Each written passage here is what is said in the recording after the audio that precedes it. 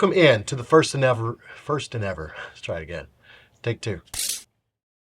Well, hey there, and welcome into the Wraparound by Porch YouTube style. So why am I sitting on this front porch right now? Well, because it's the inaugural episode. And if you hear chickens and goats and things like that in the background, that's just what happens when you borrow a porch to film a video in the middle of nowhere in Virginia. It's the country. It's what we do.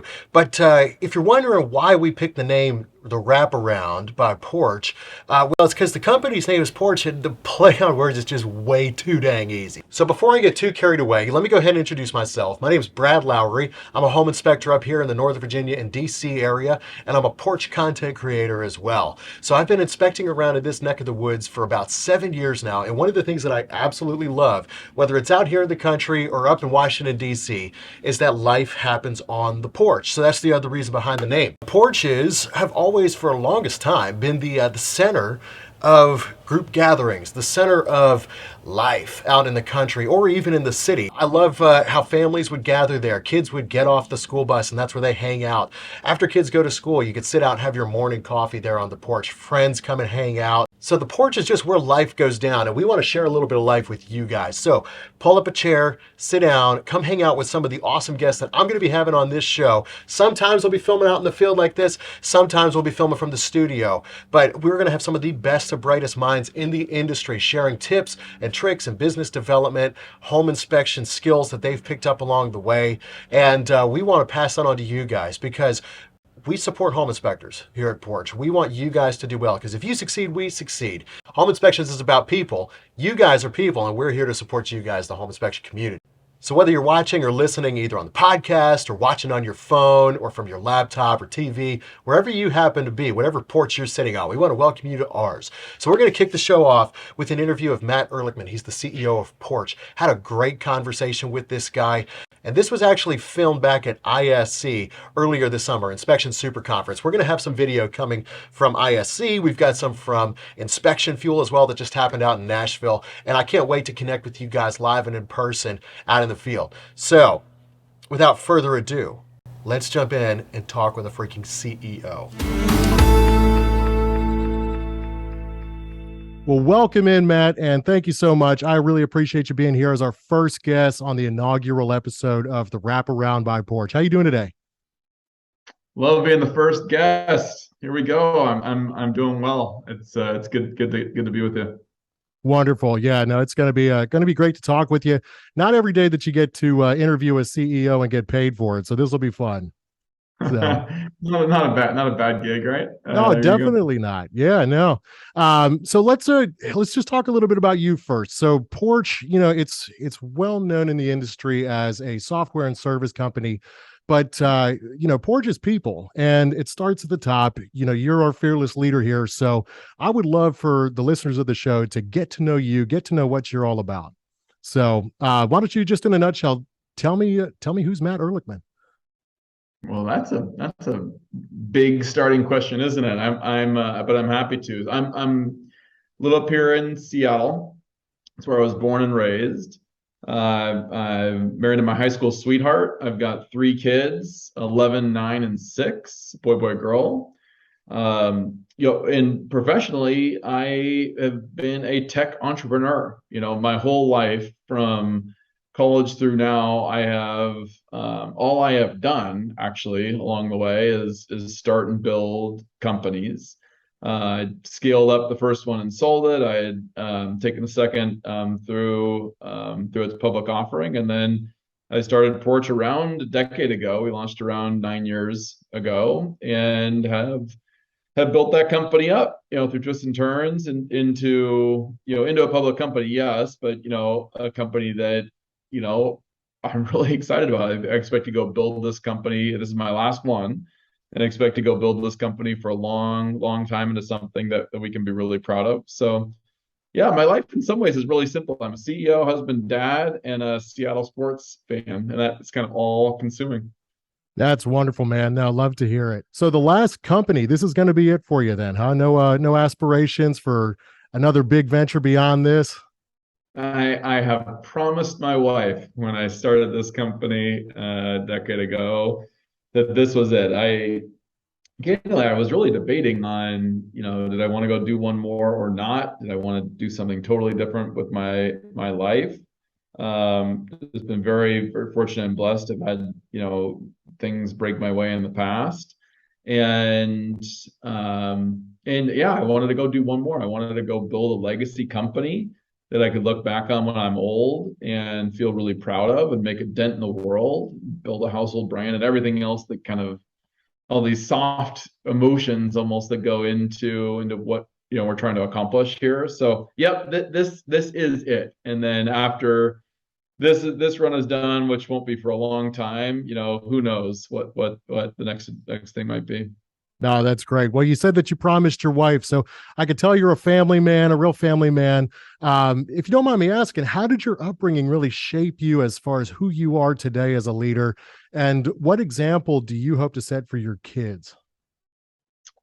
I mean, my parents did a great job. I had I don't know, it feels like pretty typical, kind of upperish middle class, upbringing. My parents were super involved, myself and siblings got pushed hard. I think one of the biggest things though was just for whatever reason had that confidence kind of just almost built in that really you had the ability and could go do anything you kind of wanted to, Sure. but I mean, case in point, I've been an entrepreneur since I was you know less younger than 10. Certainly I remember having little mini businesses that I had selling sand dollars out on the street and different types of stands. I started my first official incorporated company when I was 14 years old, No which was a kidding. sports camp for kids that I scaled up and was a really good run.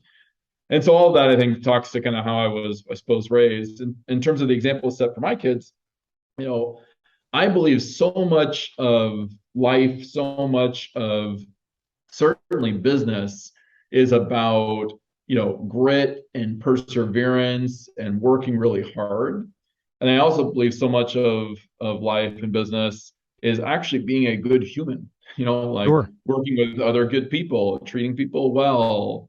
And I, try to instill, those two traits in our kids. We want them to, be kind. And we want them to know that, you want to go and figure out what your goals are, like set a goal and try to figure out what you want to accomplish and think really big. And then you have to just grind. Like it's not supposed to be easy, to go and accomplish big things. And trying to build in that, just that understanding and that feeling is something we're trying to accomplish. That's great. It sounds like you're really instilling in them a really good work ethic. That's something that my folks did for me too. There's always seems to be this misconception that work is a curse, and yet that was never the intent. Work is supposed to be fulfilling. It's supposed to be motivating, exciting, and it sounds like you guys are really trying to instill that in your kids.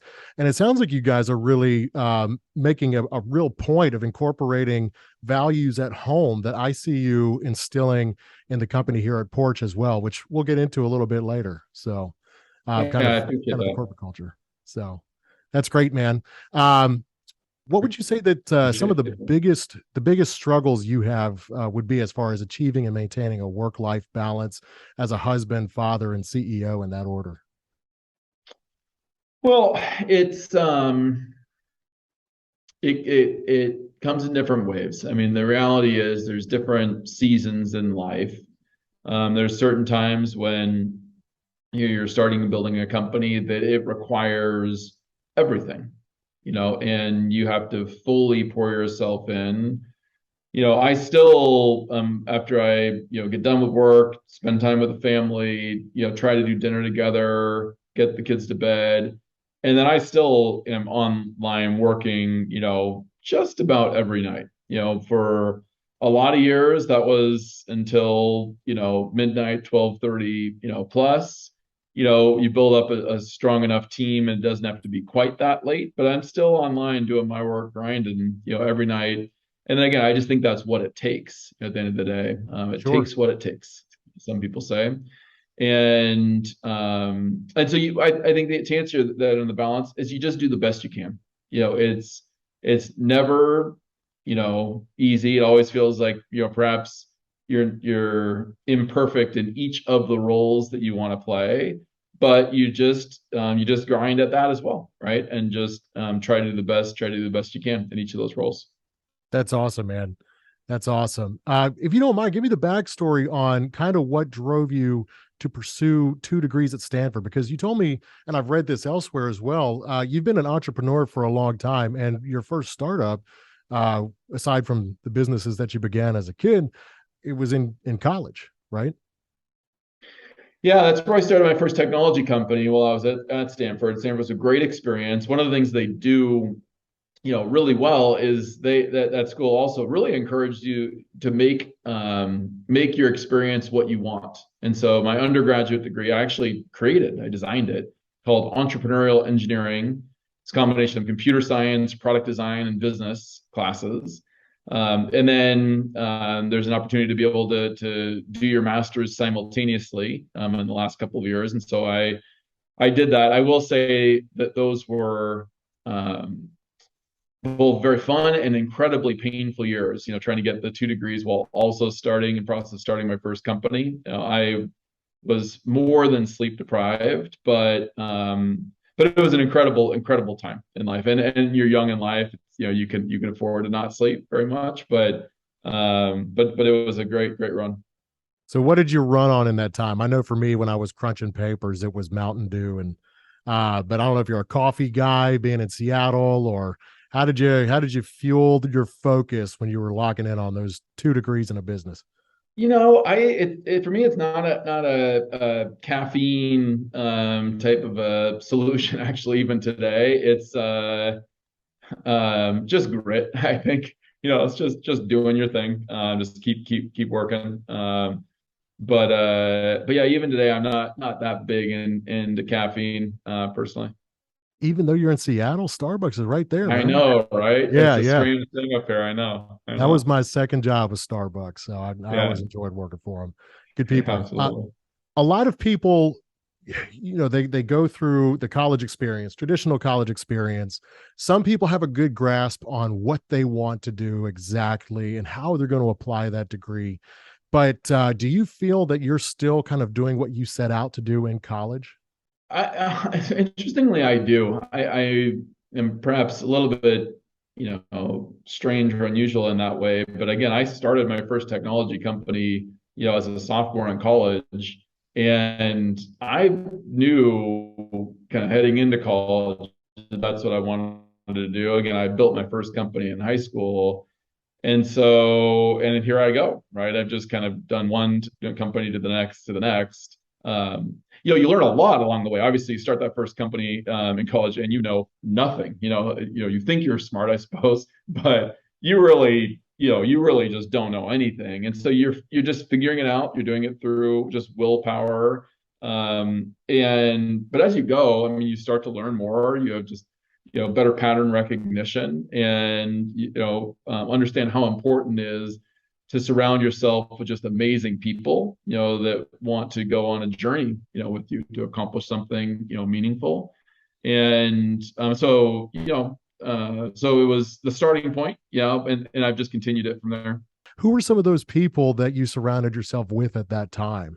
For my first company, it was a set of other Stanford students, so people that I had come to know. You always want to complement your strengths and weaknesses. And so brought in in particular one person that had co-founded that first company with me. Was very technical. Did a lot of the programming and let our engineering teams. We built that up. And then you just continue to add the right skill sets as you go. That's awesome, man. I don't know if you can get into this, on the airwaves, but hopefully you had a little bit of time for fun in college too. You got any crazy college stories from Stanford? Well, yeah, but what do I talk about? I mean, Stanford, it was an incredible time as college is. I'll share not so crazy, but an incredible amount of fun was in sports. So we would camp out. Stanford basketball was very highly ranked, and we'd camp overnight. Be in the first row, get our faces all painted.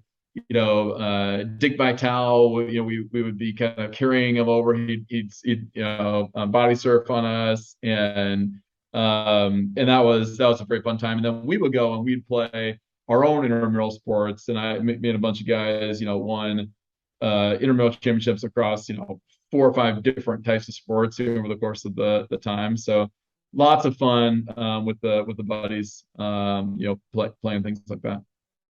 Oh, that's awesome. I got to imagine that's got to rank up there with, selling a company and going public, crowd surfing Dickie V, right? So, I'd say that's a little bit behind selling the company and going okay, public, yeah. but it was fun. I've got a great picture that I keep framed at our house. Oh, fair point, man. Well, if you don't mind me asking, how did your experience in the first two businesses that you built, how did that really set the stage for your strategy with Porch today? I don't know if it helps set the strategy, with Porch. I learned a lot that's impacted how we built, Porch. Sure.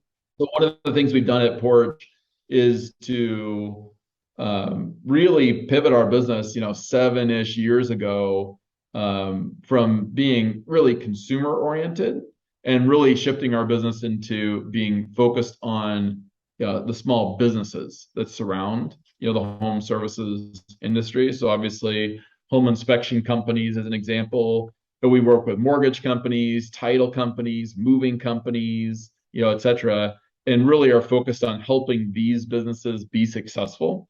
And as we Mhm. help these businesses be successful, we both benefit, from that, from how we can help them and how we can help them grow. That's something at the previous company, Active. It was a core part of the strategy, very much a B2B, focused company. And so I took a lot of the learnings, from there. I'd say another thing I learned, back in my previous company, we had acquired a number of businesses and just learned, how to do that, how to surround yourselves with the right companies, with the right culture, right values. And so at Porch, we've acquired a number of companies along the way that have been really complementary to us building out our platform. And so that's been very impactful in terms of past learnings. So there's lots of things like that where you just get exposure to and learn, different things along the way, that have been applied over the course of the Porch journey. Sure. And it really does sound like it's been a journey, the vision or the direction that it's gone. It sounds like it's really evolved kind of from its inception. Um, so with that, I mean, would you say that there's a large level of being flexible or willing to adapt that's kind of gone into this process or Yeah, I would say that the mission from the company hasn't changed that much. But fundamentally, we want to be able to make the home simple. We want sure. to be able to help through the full journey of the home. For sure, the strategy has changed. When we first launched the company 9 years ago, we were focused on going out and meeting consumers directly and then helping them to find the right professional and contractor. And like I said, we really have moved into becoming a vertical software company, working with businesses to help these businesses grow. Sure. There was an important and challenging and exciting evolution, that had happened in our company, 6.5, 7 years ago to make that pivot. That's never an easy thing to do, but certainly it's proven to be the right move. I mean, that really has catapulted us into building what we've built and working now with, you know, almost 30,000 companies that we work with now, across these different verticals. More than 40% of all the home inspections, are processed through our platform. More than a third of all U.S. home buyers go through our title software. A million loan applications a year go through our mortgage software. So we've been able to really validate, the strategy. And the most important thing, the thing I'm most proud of there, is how happy these companies are. We look at the NPS scores and it's, 70, sometimes 80, sometimes even higher. So really, really high satisfaction scores. And that just means that, we're never done. Don't get me wrong, but it means we're doing a good job in the journey of creating real value for these companies. That's fantastic. And creating value for home inspectors too. This podcast is really geared towards the inspection community. For me, previously, I was with BPG Inspections as recently as April, and but I've met some of the awesome people here at Porch a long time before that. And one of the biggest appeals to me with what Porch has to offer is that there's so many services that we have that can help home inspectors take their business to the next level. And for me with BPG, there was a lot of things that we had in house that I found fantastic that made my job as an inspector easier. So, aside from just the businesses that we have in place, the services that we have in place to help small businesses and entrepreneurs do the same as home inspectors, what other value do we have to offer them that can really help them take it up a notch? Yeah, I mean, we just have so many case studies of helping both transform smaller home inspectors into, leading home inspection companies, and partnering with the largest of home inspection companies and helping them to continue to grow. It's all in partnership. I mean, it's these companies the ones that are making it happen. Don't get me wrong, but our job is to try to provide the right products and right tools to help them just do that much more successfully. But at the core, obviously, is our ISN product, the tool set and software that is the de facto software in the industry that companies can use to run most aspects of their back office. We've added things from a report writer standpoint. So Palm Tech was a company we'd acquired, and more recently Home Inspector Pro. We continue to, as an aside, run all of these businesses as independent, autonomous businesses. So Home Inspector Pro and Dominic, they continue to go do their thing. We just give them more resources to be able to help build more products, build more features faster than others can, to help their customers be more successful. Some of the new things, though, that I am excited about, we have launched a new product called Pay at Close.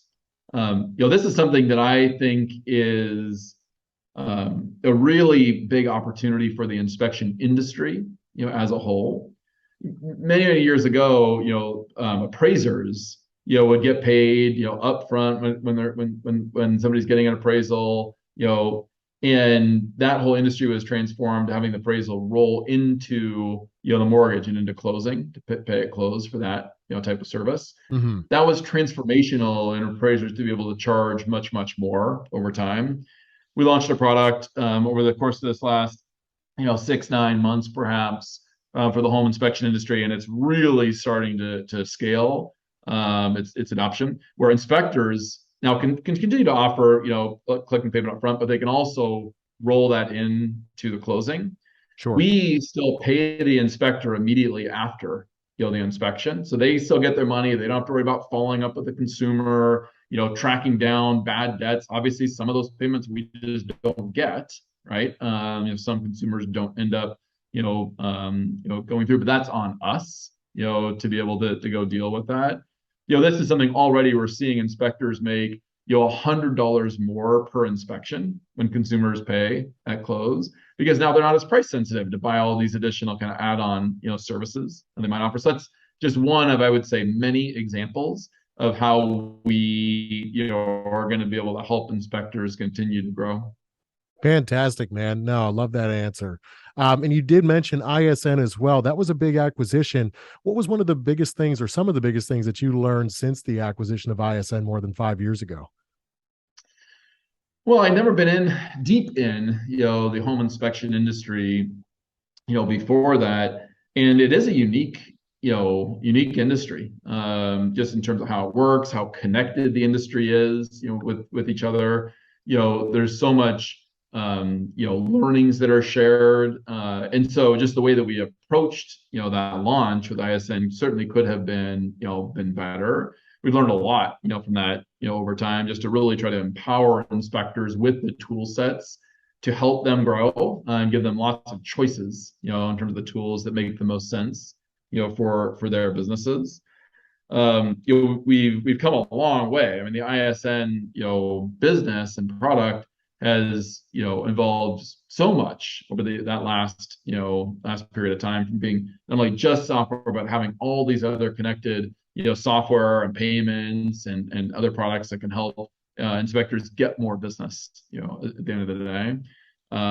So yeah, there's been a lot of learnings. One of the things that I would note is just spending the time to build relationships with key people throughout the home inspection industry has been really impactful to both me and our company. One of the things right after that ISN acquisition that we did, just as we were like, okay, we need to learn, is built an inspector advisory council.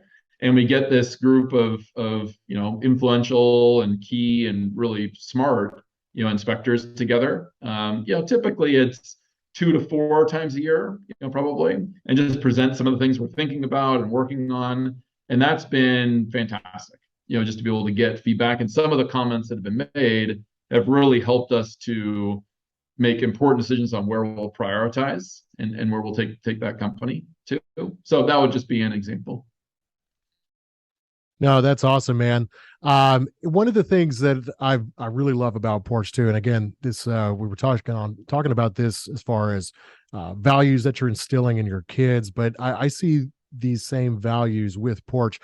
We just scored very highly as a company in a third party anonymous survey of employees. We qualified as a great place to work. So, what have you learned, especially over your career as an entrepreneur and a CEO, as far as creating a healthy corporate culture that's going to really thrive? I think one of the most important, first of all, I appreciate you bringing it up because I am proud of that.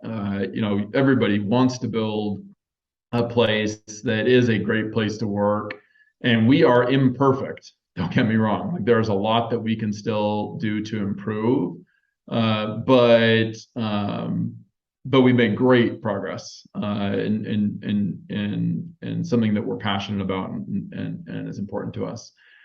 I think I'll highlight one thing that I think would apply to any size business, which is understanding and really writing down who you are as a company. What are your core values? What is your culture? And embedding those values into really everything that you do. So we interview people based on those values.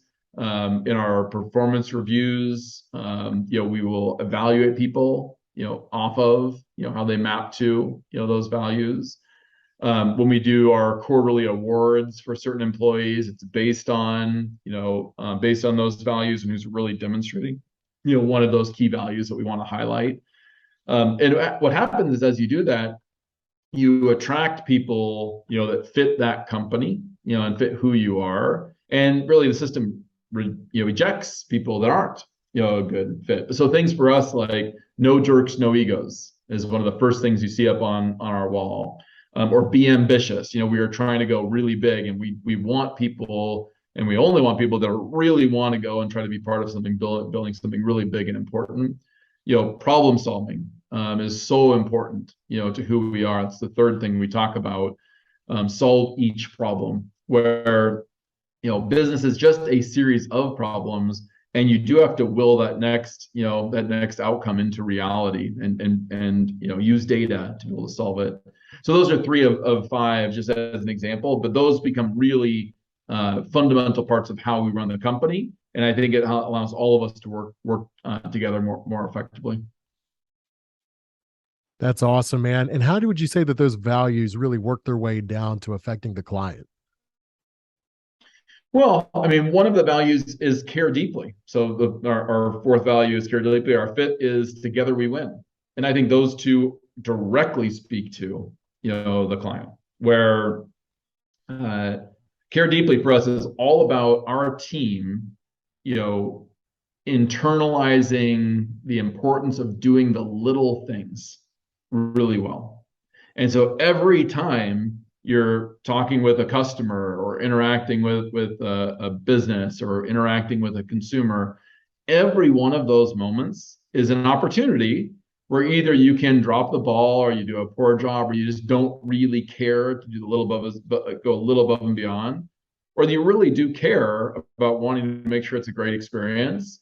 And that that just feeling, right, brings so much to life that you can see, which companies where that really does show up, and which companies just really don't care, that much. We really do care, about it being a great experience, for our sets of customers. And we will not rest as we just continue to evolve and improve to make sure it's a great experience, for our customers. And again, we will not claim perfection. We are not perfect, nor will we be perfect in a year or 3 years or 5 years. But I certainly can commit that we will continue to care because of that value and continue to improve. Together We Win is about all of our constituents, our customers, our employees, et cetera, everybody being able to benefit, from what we're trying to build, and trying to do that in a way that is fair, for all parties. And so again, that value, I think, speaks right to trying to do great by our customers. No, I love that, man. All that is fantastic.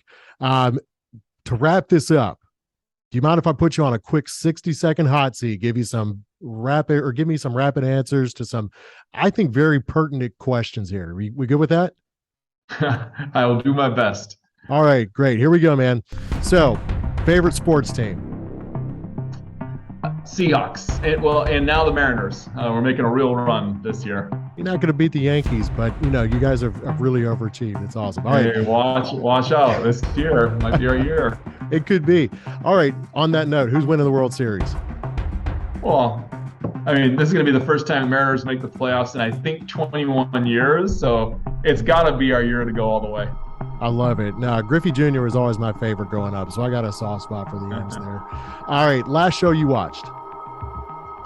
My wife and I watched a show called The Bear, about a chef on Hulu. Very cool. And what was the last book you read?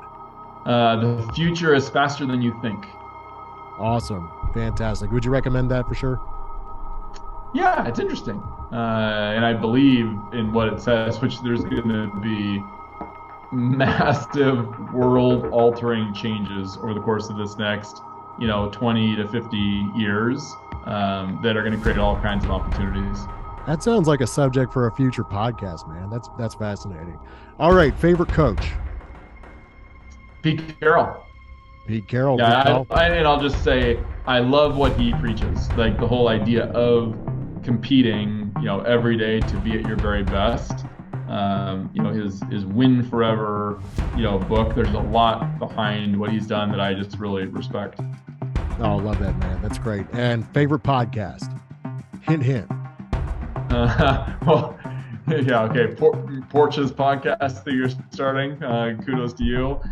Given this is not actually launched yet, though, others that I've listened to, there's one called Masters of Scale.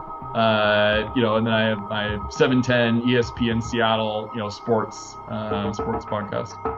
That's fantastic. Good stuff. Favorite nonprofit? There's a bunch on the MOIC when I support. I'll say Water First, organization up here that helps people that don't have accessible drinking water in other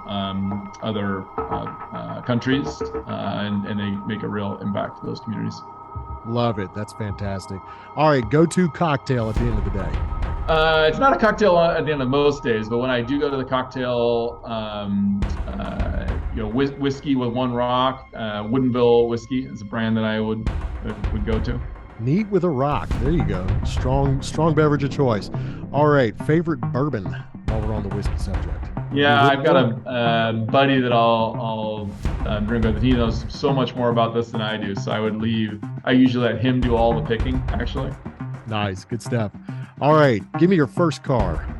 Oh boy, I was gifted a very old Jeep Cherokee by my parents when I turned 16. Where the speedometer did not work. Later on, as the car started winding down, would actually have to pop the hood and connect a wire to start the car, like it was on its last legs. But that was my first car. That's awesome. Now I gotta love the first car. All right, in the house you're in now, do you have a man cave? I have a sports room and a rec room, which is wide open with almost no furniture. That's completely built for just playing sports and games with my kids. Great stuff. Finish the sentence here. Never have you ever Interviewed for a job.